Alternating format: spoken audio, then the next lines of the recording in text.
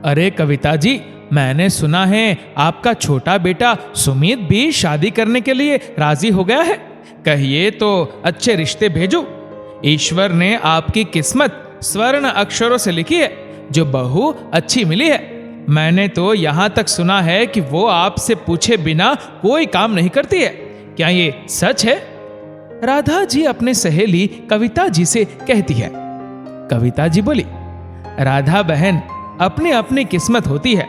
अगर हम बच्चों को बचपन से ही अच्छे संस्कार और माहौल देते हैं तो आगे चलकर बच्चे माँ बाप की सेवा से बढ़कर उसका सम्मान करते हैं। और एक माँ बाप को इससे ज्यादा क्या चाहिए?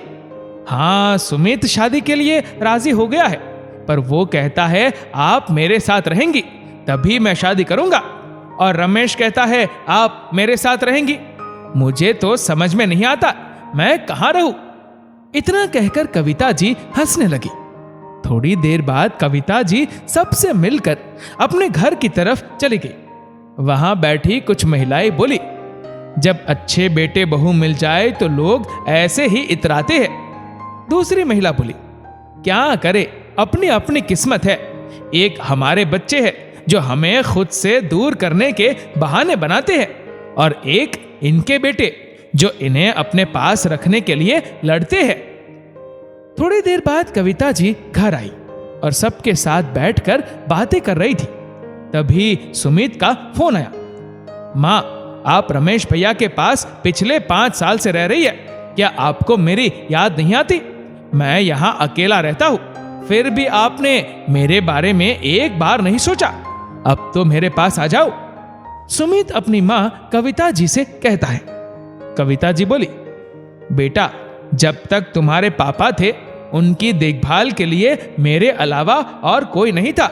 उनके जाने के बाद रमेश मुझे अपने साथ ले गया था ताकि मुझे अकेलापन न महसूस हो। और फिर तुम पढ़ाई और नौकरी में लग गए। बेटा, तुम जल्दी से शादी कर लो तो मैं तुम्हारे पास आ जाऊंगी। सुमित हंसकर बोला, माँ, आपको अपने पास लाने के लिए क्या मुझे शादी करनी होगी? अगर ऐसा है तो फिर तैयार हो जाओ। 6 महीने के अंदर आपको मेरे पास आना होगा।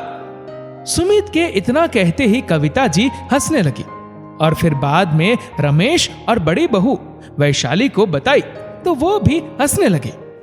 रमेश बोला, माँ, आप हमेशा ही मेरे साथ रहेंगी। इस शहर में हमारे सारे रिश्तेदार हैं। आपका मिलना जुलना होता रहता है। और सुमित के काम को आप जानती है, वो कभी भी एक शहर में टिक कर नहीं रह सकता, तो आप उसके साथ कहां भटकती रहेगी? तभी रमेश की पत्नी वैशाली बोली, आप ऐसा क्यों कह रहे हैं? हो सकता है देवर जी को भी इच्छा होती होगी कि माँ जी को अपने साथ रखे। जिस तरह से आप माँ जी को प्यार करते हैं, उनका दिल भी माँ के साथ रहने के लिए मचलता होगा। रमेश बोला, अरे तुम उसे नहीं जानती हो। वो माँ को इसलिए ले जाना चाहता है ताकि अपनी पसंद की लड़की माँ को दिखाकर मना लेगा। माँ, मैं कह देता हूँ, आप उसकी चिकनी चुपड़ी बातों में मत आना।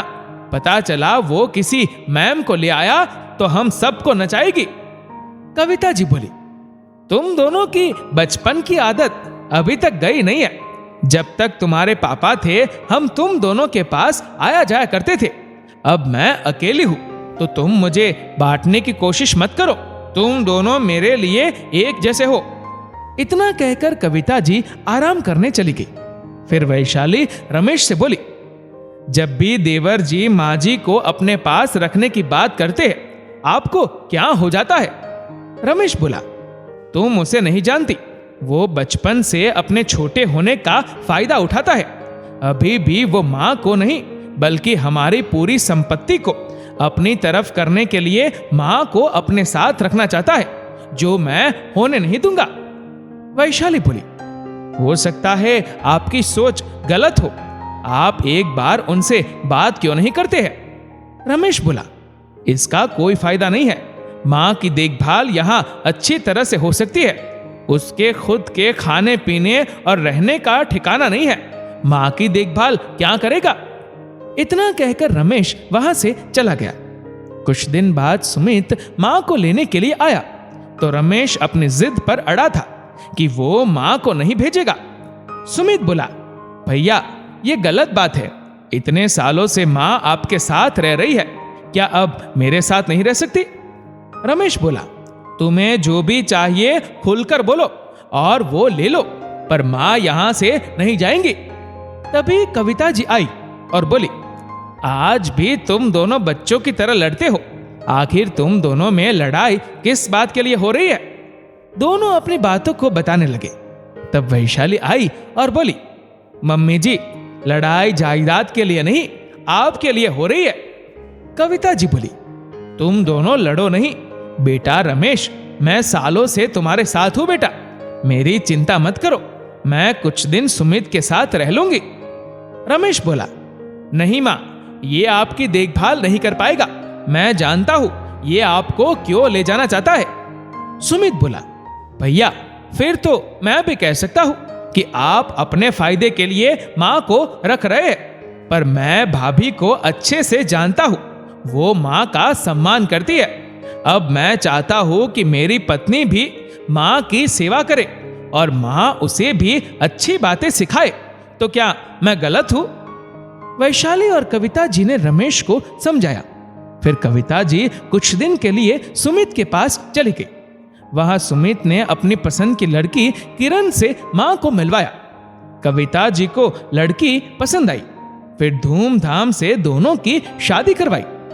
शादी के हफ्ते दिन बाद जब सब लौटने लगे तो रमेश बोला, मां 2 महीने से आप यहां हैं, चलिए अब घर वापस चलते हैं। सुमित बोला, भैया अब फिर से शुरू हो गए।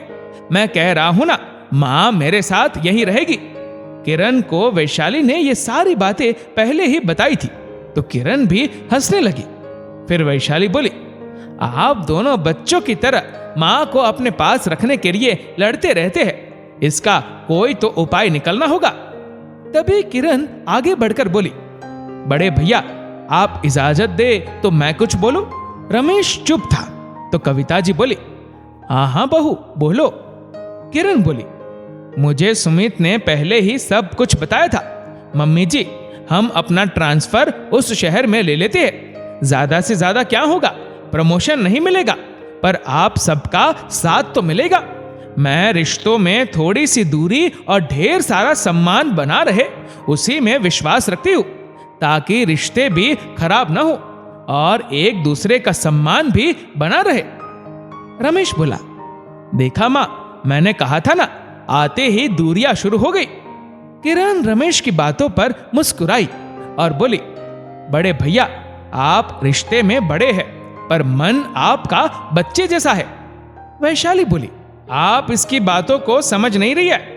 ये कहना चाहती है कि अगर एक ही घर में रहेंगे तो छोटी छोटी बातों के कारण कहीं दूरियां ना बढ़ जाए, तो एक ही शहर में रहेंगे और मिलना जुलना होता रहेगा। फिर किरण वैशाली से बोली, भाभी आपने मेरी भावनाओं को समझा, इसके लिए बहुत बहुत धन्यवाद। अक्सर बहुएं ही बुरी ठहराई जाती है। कविता जी को किरण का सुझाव पसंद आया और उन्होंने रमेश को वापस भेज दिया, ये कहते हुए कि कुछ दिन मैं सुमित के साथ यही रहूंगी और 2 महीने बाद तुम्हारे पास आ जाऊंगी।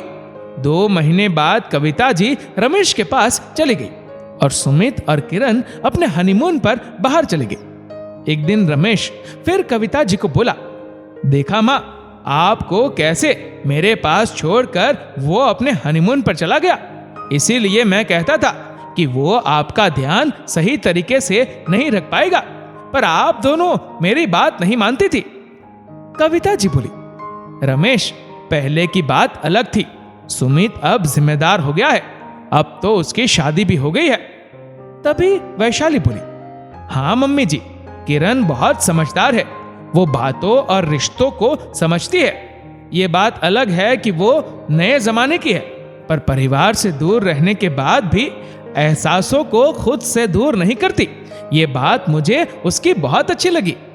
सुमित और किरण हनीमून से आने के बाद थोड़ा वक्त लगा, फिर दोनों ने अपना ट्रांसफर अपने शहर में करवा लिया और वही पास की सोसाइटी में एक फ्लैट ले लिया। अब कविता जी कभी एक बेटे के पास तो कभी दूसरे बेटे के पास मिलजुल कर रहने लगी। एक साथ रहते रहते दोनों भाइयों के मन की शंका भी दूर हो गई। अब इससे ज्यादा एक मां को और क्या चाहिए। दोस्तों, संपत्ति के लिए तो हर कोई लड़ता है। बच्चे तो वो है जो अपने माँ बाप को अपने पास उन्हें प्यार और सम्मान देने के लिए लड़े। मानते हैं कि ये बहुत कम देखने को मिलता है।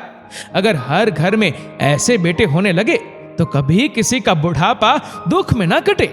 इस वीडियो को लेकर आपकी क्या राय है, नीचे कमेंट करके जरूर बताएगा। और अगर आपको वीडियो अच्छा लगा हो तो इस वीडियो को लाइक करेगा, शेयर करेगा ज्यादा से ज्यादा लोगों तक। और ऐसे ही और भी इंस्पिरेशनल वीडियोस के लिए फॉलो करें हमारे पेज को।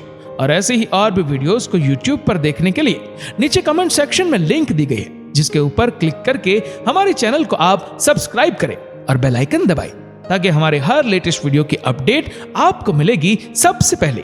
धन्यवाद।